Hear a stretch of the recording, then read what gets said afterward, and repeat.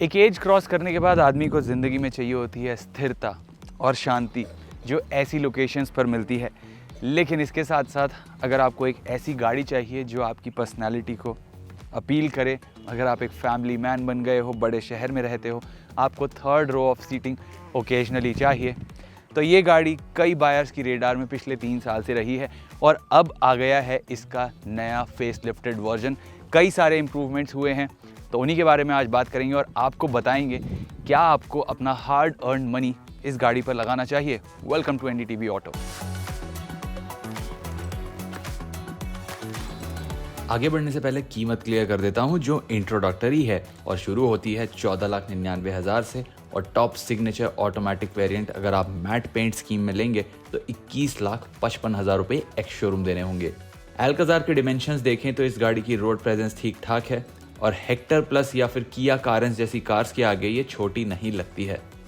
अब ओवरऑल नई एल्काजार पहले से काफ़ी ज़्यादा प्रीमियम दिखती है, काफ़ी ज़्यादा रगेड और सोफिस्टिकेटेड दिखती है thanks to these bigger roof rails. और ये जो एलॉय व्हील्स हैं 18 इंच के यूनिट्स हैं, तो इनकी वजह से भी इसके जो प्रोपोर्शंस हैं वो काफ़ी बढ़िया दिखते हैं। लेकिन यहाँ साइड से, खासकर इस वाले रीजन से, आपको ये थोड़ी थोड़ी कारेंस की याद दिलाएगी, फैमिली जो ठहरे।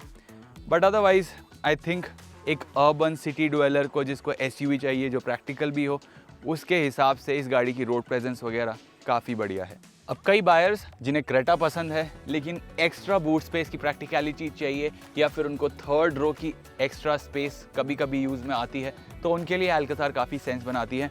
यहाँ पर जब सीट्स अप हैं तो 180 लीटर की स्पेस आपको मिल जाती है, लेकिन आप इसको फोल्ड कर सकते हैं एंड फोल्डिंग मैकेनिज़्म भी काफ़ी ईजी है।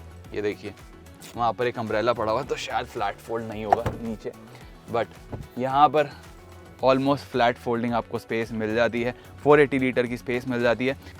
बाकी यहाँ पर आपको जैक वगैरह मिल जाता है, आपका टूल किट वगैरह मिल जाती है, स्पेस थोड़ी बहुत आपका सामान अगर आपको ले जाना हो छोटा मोटा जो आप छुपाना चाहते हो वो यहाँ पर जा सकता है।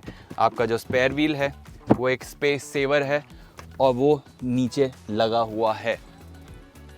हालांकि डीजल वेरिएंट्स के प्राइस को पेट्रोल से मैच करने के लिए उसमें कॉस्ट कटिंग की है और स्टेपनी की जगह पंचर रिपेयर किट दी गई है। इसी के साथ सनरूफ और एलईडी रीडिंग लैंप्स भी एल्काजार डीजल से हटा दिए गए हैं।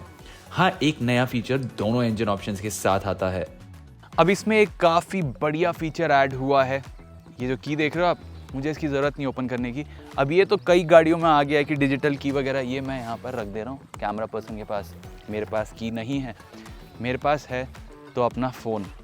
मैं इससे भी गाड़ी को अनलॉक कर सकता हूँ। NFC के यूज़ से वो गाड़ी अनलॉक हो सकती है, लेकिन मैं वो भी यूज़ नहीं करूँगा। इससे इंजन भी स्टार्ट हो सकता है, वो भी मैं आपको दिखाऊँगा, लेकिन मैं ये फ़ोन भी यहाँ कैमरा पर्सन के पास रख देता हूँ। अब मैं गाड़ी अनलॉक कैसे करूँगा? वेल, यहाँ पर एप्पल वॉच की सीरीज़ 5 और अबव, मेरे पास सीरीज़ 7 है, उनमें आप गाड़ी को ऐसे डिजिटल की शेयर करके कनेक्ट कर सकते हो। और ये देखिए नियर फील्ड कम्युनिकेशन का इस्तेमाल करके गाड़ी अनलॉक हो गई। एंड इससे कोई इंटरनेट वगैरह का इस्तेमाल है नहीं, तो अगर आप बेसमेंट वगैरह में जहाँ पर नेटवर्क नहीं आता है वहाँ पर भी इन फीचर्स का इस्तेमाल करना चाहो, बिना की के घूमना चाहो, तो वो प्रॉपरली पॉसिबल है। एंड साथ ही मैं आपको दिखा देता हूँ कि इंजन भी आप स्टार्ट कर सकते हो अपनी वॉच से और अपने फ़ोन से। कैसे? चलिए दिखाता हूँ। मैं आपको दिखा तो सकता हूँ कि ये देखो, ये फ़ोन जब मैं अनलॉक करके यहाँ पे रख दूँगा वायरलेस चार्जिंग ट्रे में, तो गाड़ी स्टार्ट हो सकती है। सी, बट दैट्स नॉट इट। गाड़ी बंद करता हूँ, ये फ़ोन हटा देते हैं यहाँ से, ठीक है। अब ये वॉच को अनस्ट्रैप करता हूँ, इसको मैं रखूँगा यहाँ वायरलेस चार्जिंग ट्रे में। बस थोड़ी देर के लिए थोड़ा कम स्टाइलिश होना पड़ेगा, बट ये भी आपका इंजन स्टार्ट कर देगी। अगेन वेरी यूज़फुल अगर आपकी चाबी कोई ले जाए या फिर आप अपना फ़ोन घर पर भूल जाएं। अब कुछ लोग कहेंगे कि फ़ोन चोरी हुआ तो कार भी जाने का खतरा है, बट भैया हर नई इनोवेशन के साथ खूबियाँ और खामियाँ ज़रूर जुड़ी होती हैं। तो इसकी थर्ड रो क्या ही बताएं, वही सेम पुरानी वाली कहानी। बच्चों के लिए फ़िट है, यहाँ पर आपको सीट बैक स्कूप्ड है, लेकिन अंडर थाई सपोर्ट ऑब्वियसली नहीं मिलेगा क्योंकि आप काफ़ी नीचे बैठते हो। और ये वाला पैर फिर भी आप स्ट्रेच कर सकते हो, लेकिन ये वाला पैर मेरा लेफ़्ट काफ़ी अच्छे से एकदम धंसा हुआ है सामने वाली सीट में। एंड बैक रेस्ट एंगल थोड़ा सा मैं रिलैक्स कर सकता हूँ, लेकिन यहाँ पर मेरे को अमेनिटीज़ काफ़ी मिलती हैं, हेडरूम भी डिसेंट मिल जाता है और घुटन महसूस नहीं होती है क्वार्टर ग्लास की वजह से। यहाँ पर आपको AC वेंट दिए गए हैं, टाइप सी चार्जिंग पोर्ट दोनों साइड पर दिए गए हैं और AC वेंट को रेगुलेट करने के लिए आपको कंट्रोल भी दिया गया है और कप होल्डर्स वगैरह दिए गए हैं। तो यहाँ पर बैठने वाले बच्चे या फिर छोटे कद वाले लोग ज़्यादा परेशान नहीं होंगे, लेकिन लंबी जर्नीज़ पर यहाँ बैठने से झिझकेंगे ज़रूर। अल्काज़ार की जो रियर सीट का एक्सपीरियंस है वो काफ़ी ज़्यादा बढ़िया कर दिया गया है। यहाँ पर साइड में एक स्टोरेज स्पेस होता था जो फोल्डिंग होता था, वो यहाँ से डिलीट कर दिया गया है। यहाँ पर सामने आपको फोल्डेबल ट्रे दिया गया है, 3.5 kg का ये वज़न उठा सकता है। एंड यहाँ पर साइड में आपको कप होल्डर दिया गया है, जैसे प्रेस करके निकलता है, पॉप आउट होता है। उसके अलावा सीट बैक स्टोरेज दोनों तरफ दी गई है। एंड ये जो सीट है यहाँ पर आपको थाई सपोर्ट के लिए एक्सटेंडर मिलता है, तो बेसिकली बहुत बढ़िया अंडर थाई सपोर्ट मिलता है।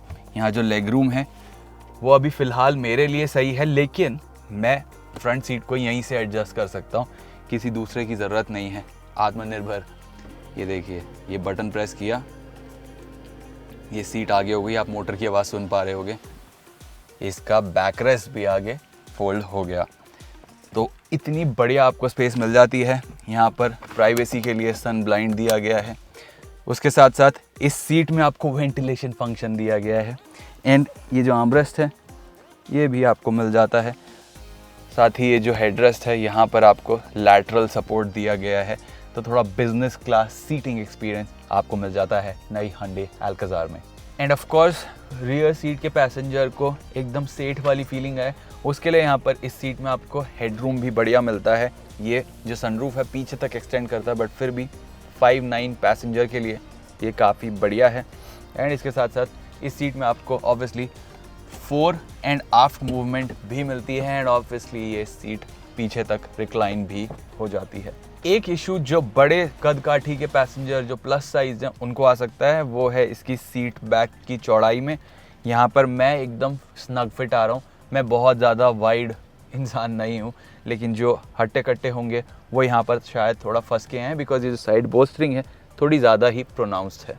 और यहाँ पर आपको डिसेंट साइज़ की डोर पॉकेट्स वगैरह तो मिल ही जाती हैं, लेकिन यहाँ पर रियर AC वेंट के नीचे आपको फ़ोन रखने की जगह मिलती है। ये इसमें स्पेशल क्या है, वेल बहुत जगह पे मिलता है, 2 टाइप C चार्जिंग पोर्ट भी मिलते हैं, लेकिन ये है वायरलेस चार्जर। तो देखिए, जैसे ही फ़ोन स्लाइड इन हुआ यहाँ पर बत्ती जल गई, अब फ़ोन चार्ज हो रहा है वायरलेस चार्जिंग के थ्रू। तो नाम मुताबिक अल्काज़ार में किसी शाही महल जैसी फील और फीचर्स तो है, लेकिन इस महल के कमरे का साइज़ थोड़ा छोटा है। अब जब आप फ्रंट रो में आएंगे तो यहाँ पर आपको नई क्रेटा से मिलता जुलता डिज़ाइन देखने को मिलेगा। पहले भी ऐसा ही था, पुरानी अल्काज़ार पुरानी क्रेटा से मिलती जुलती थी, तो यहाँ पर आपको ये थोड़ा मिनिमलिस्ट लेआउट देखने को मिलेगा। यहाँ तक मिनिमलिस्ट है, नीचे फिर थोड़ा क्लटर हो जाता है। आपको स्लीक AC वेंट देखने को मिलते हैं। नया यहाँ पर कलर इस्तेमाल हुआ है डैशबोर्ड वगैरह के लिए, सब जगह ये प्लास्टिक ही है। डोर पैड पर आपको सिर्फ सॉफ्ट टच मिलेगा। इस कीमत पर मुझे ज़्यादा सॉफ्ट टच मटेरियल की उम्मीद थी। ये कनेक्टेड डिस्प्ले जो हैं 10.25 इंच के यूनिट हैं दोनों, एंड यहाँ पर जो यूनिट हैं वो दोनों सेम है एज ओल्ड अल्काज़ार। ये यूनिट जो है इसमें अभी भी आपको वायरलेस कारप्ले या फिर वायरलेस एंड्रॉयड ऑटो नहीं मिलता है, वो एक अनॉयंस है, बट इसमें अपडेट आ भी नहीं सकता था। एंड यहाँ पर आपको वायरलेस चार्जिंग मिल जाती है, डुअल जोन क्लाइमेट कंट्रोल मिल जाता है, वेंटिलेटेड सीट्स के लिए नया बटन दिया गया है, सेंट्रल कंसोल रीडिज़ाइन किया गया है, 2 बड़े बड़े कप होल्डर्स दिए गए हैं। यहाँ पर आपको सारे कंट्रोल्स वगैरह दिए गए हैं, ड्राइव और ट्रैक्शन मोड के बटन दिए गए हैं। एंड ये जो सीट्स हैं ऑब्वियसली इनमें वेंटिलेशन फंक्शन आपको दिया गया है। ऑटो डिमिंग IRVM है, यहाँ पर आपको सनग्लास होल्डर दिया गया है। ये जो स्टीयरिंग है ये क्रेटा से मिलता जुलता है, इसमें आपको लेदर रैप मिलता है एंड इसमें आपको बढ़िया स्टिचिंग भी देखने को मिलती है। ये जो आर्मरेस्ट है आगे पीछे कर सकते हैं आप इसको, और ओपन करेंगे तो यहाँ पर आपको स्पेस भी मिल जाती है इसके अंदर। अब गाइज़ इस सीट में आपको 8 वे पावर एडजस्टमेंट तो मिलती है, लेकिन ड्राइवर साइड पर भी आपको ये एडजस्टमेंट दी गई है, तो यहाँ पर भी थोड़ी प्रीमियम टच आपको मिल जाती है। जब आप 20 लाख से ऊपर, ये टॉप मॉडल तो 20 लाख से ऊपर ही आएगा आपके शहर में, भले ही आप कहीं भी रहते हो, और वो भी एक शोरूम प्राइस है तो उससे और ज़्यादा महंगी होगी। तो वहाँ पर आपको ऐसी फीचर्स काफ़ी ज़्यादा अच्छी लगती हैं।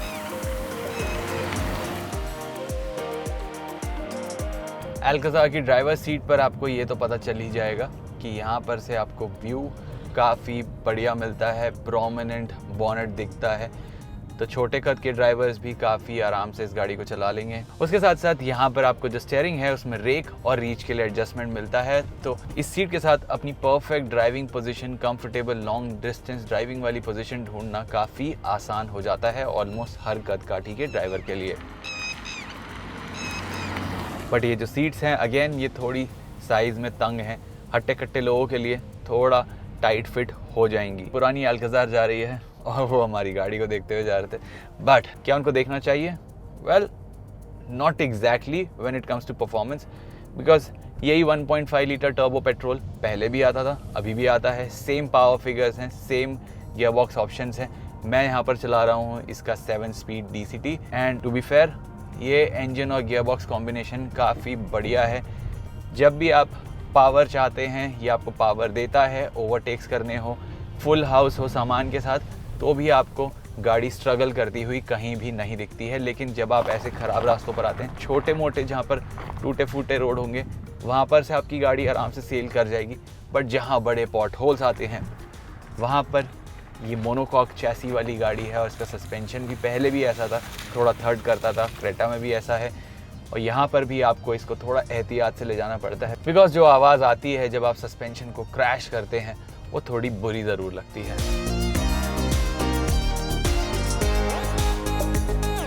अब राइड की बात करें तो यहाँ पर आपको 18 इंचर्स जो मिलते हैं, क्रेटा के मुकाबले थोड़ी सी स्टिफ राइड पता पड़ती है, बट वो अनसेटलिंग या अननर्विंग या अनकंफर्टेबल नहीं लगती है।